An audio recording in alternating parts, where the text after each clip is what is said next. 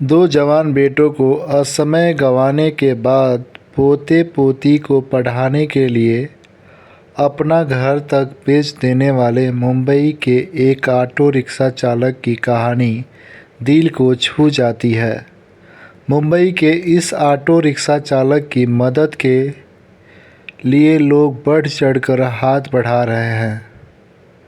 दरअसल humans of Bombay ने कल इस ऑटो चालक की दिल को छू लेने वाली कहानी साझा की थी। ह्यूमन्स ऑफ बॉम्बे के साथ अपने साक्षात्कार में देशराज ने खुलासा किया कि अपने दोनों बेटों को खोने के बाद पोते पोती और बहू की पूरी जिम्मेदारी उन पर आ गई है, जिसे पूरा करने के लिए वह काफ़ी मेहनत कर रहे हैं। देशराज मुंबई में खार के पास ऑटो चलाते हैं। उन्होंने बताया कि 6 साल पहले उनका बड़ा बेटा घर से गायब हो गया था। वह रोज़ की तरह काम के लिए घर से निकला और कभी वापस नहीं आया। उनके बेटे का शव 1 हफ्ते बाद मिला था। 40 वर्ष की आयु में उसकी मौत हो गई, लेकिन उन्हें शोक करने का समय भी नहीं मिला। देशराज ने कहा कि उनके जीवन का एक हिस्सा उसके साथ ही चला गया, लेकिन जिम्मेदारियों के बोझ के कारण उनके पास शोक करने का समय भी नहीं था। अगले दिन वह सड़क पर वापस आकर अपना ऑटो चला रहे थे। 2 साल बाद उनके दूसरे बेटे ने भी आत्महत्या कर ली। देशराज ने कहा कि उनके पास बहू और 4 बच्चों की जिम्मेदारी है, जिसकी वजह से वह काम कर रहे हैं। उनकी पोती जब 9 वर्ष की थी तो उसने स्कूल छोड़ने की बात कही थी। तब उन्होंने पोती को आश्वासन दिया था कि वह जितना चाहे उतना पढ़ाई कर सकती है।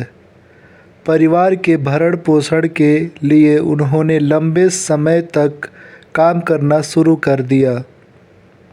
वह सुबह 6 बजे घर छोड़ते हैं और आधी रात तक ऑटो चलाते हैं। इस तरह के वे महीने में करीब 10,000 रुपये तक कमाते हैं। इसमें से 6,000 रुपये वह अपने पोते पोतियों के पढ़ाई पर खर्च करते हैं और 4,000 रुपये 7 लोगों के परिवार के खाने पीने पर खर्च करते हैं। वे कहते हैं जब उनकी पोती ने 12वीं कक्षा के बोर्ड परीक्षा में 80% अंक हासिल किए तो उन्होंने इसका जश्न मनाते हुए पूरे दिन ग्राहकों को मुफ्त यात्रा करवाई। जब उनकी पोती ने कहा कि वह बीएड कोर्स के लिए दिल्ली जाना चाहती है तो देशराज को लगा कि वह इसे वहन नहीं कर पाएंगे, लेकिन उन्हें किसी भी कीमत पर पोती के सपने पूरे करने थे। इसलिए उन्होंने अपना घर बेच दिया और उसकी फीस चुका दी। देशराज ने अपनी पत्नी, पुत्र, वधू और अन्य पोते को गांव में एक रिश्तेदार के घर भेज दिया और खुद मुंबई में अपना ऑटो चलाते हैं। वे कहते हैं कि अब 1 साल हो गया है और ईमानदारी से कहूँ तो जीवन बुरा नहीं है। वह अपने ऑटो में ही सोते हैं और दिन में यात्रियों को बिठाते हैं। इंटरव्यू ख़त्म करते हुए उन्होंने कहा कि जब उनकी पोती कहती है कि वह क्लास में फर्स्ट आई है तो उसका सारा दर्द गायब हो जाता है। देशराज कहते हैं कि वह उसके शिक्षक बनने की प्रतीक्षा नहीं कर सकते ताकि वह उसे गले लगाकर कह सके कि उसने कितना गौरवान्वित किया है।